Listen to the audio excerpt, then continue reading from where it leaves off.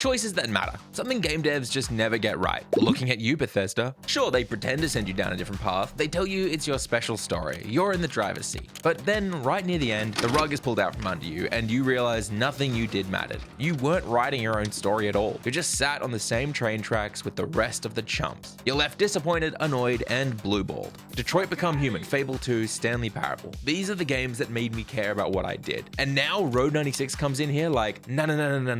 Let me show you how it's done. You play as a series of different homeless, broke, starving teenagers going on the world's worst road trip, trying to cross the border to flee their tyrannical, totalitarian home of Petria. It sounds pretty dark, but it's actually kind of fun. You never know where you're gonna go next or who you're gonna meet as you travel and learn about the world, trying desperately to scavenge money, food, and avoid being killed by some serious psychos in BDSM gear. Let's put the radio on. It'll help us forget about the laundromat. That's a good idea. I'll get it for you. A laundromat robbery happened about an hour ago. But why do they say a series of different teenagers? Well, because every single decision you make in this game not only impacts whether you live or die, but the fate of the entire country and every character you meet. Even something as small as choosing to eat a rotten protein bar you find instead of holding onto it for later might cost an entire family their lives. My wife and I came down here to cross. Oh shit. These are our boys. She went off to look for a way out when we got stuck. You've got two boys? Our food is almost out. Well, if you've got two. On one of my attempts, I made it all the way to the border. I even made a friend. She was helping me cross. And while heading to the guard checkpoint, we found another boy trying to cross who couldn't afford to. So being the kind and loving person I am, I paid off the guards to let him through too. This was one of my first runs, and I made it all the way to the border until I hesitated. What the hell is that? Oh, holy shit. Yeah, okay. I made it out with the boy, but this ending felt brutal. The whiplash took me by surprise and made me rethink every decision I had made. I could have tried to escape any number of ways, from hiding in trucks to underground tunnels, but those are the big, obvious endings. This game catches you in the small decisions, the things we do without thinking. If I'd spent money I found on food, taxis, or scratchies, then I couldn't afford to pay the guards to let the boy come with me. And if he wasn't there, then I would be alone, meaning nobody could boost me over the fence, and well, my ass is getting shot. You don't get to quick save. That was your story. You start again as a different teenager. Time has passed, and you now only have 30 days and a few more attempts to cross the border. The choices you did or didn't get to make now affect their story. You know that friend who died helping me cross? Well, the next attempt opens with Fox News saying a dangerous smuggling ring was peacefully shut down at the border. And when I made it back next time, yeah, she wasn't there.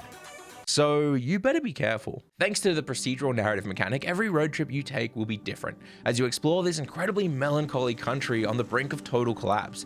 And as gloomy as that sounds, each trip is filled with vibrant and interesting people desperately struggling to get by. One of my attempts started with me tearing my way through an abandoned trailer park with a baseball bat.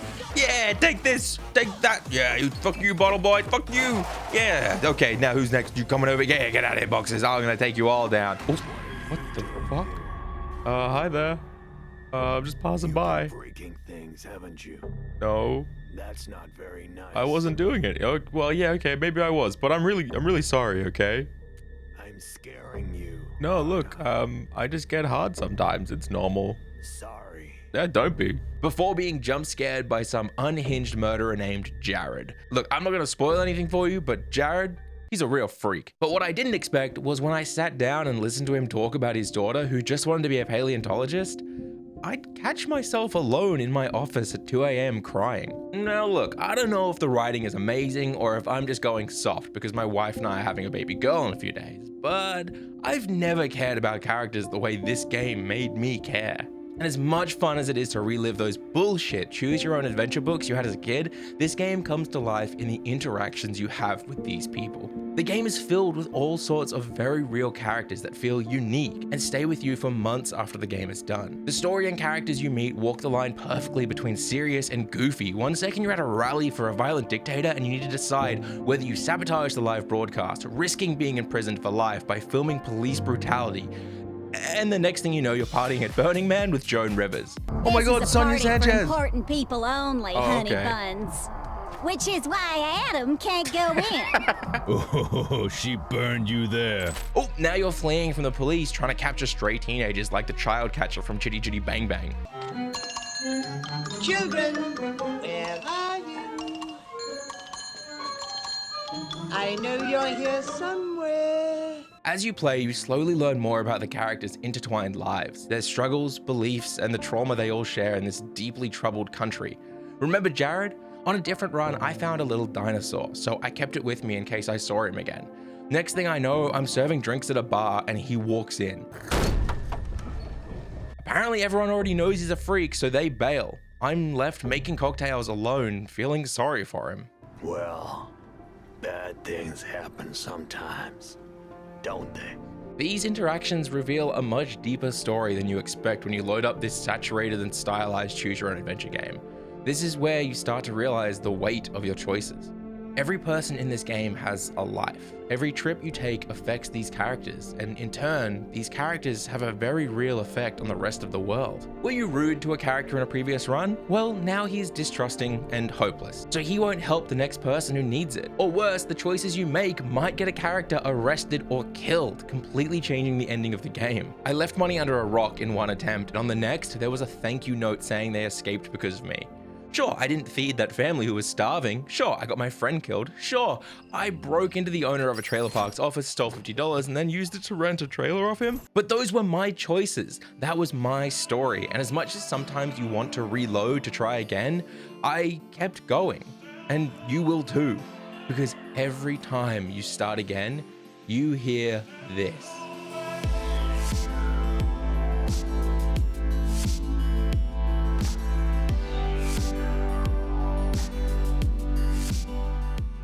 Did I say the game comes to life because of the interactions?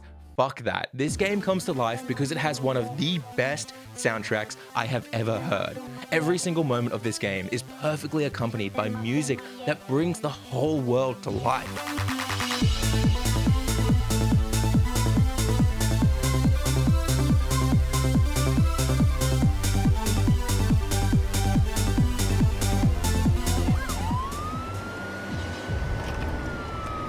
One moment you're listening to Cocoon with these light acoustic strings lifting you up, filling you with a sense of adventure, freedom. And then suddenly Volker X goes, nah, screw that. And you're screaming 100 miles an hour down a highway chasing rebels, weaving in and out of traffic, fearing for your life. Oop, but here comes Daniel Gadd. Now you're laying under the stars far from home.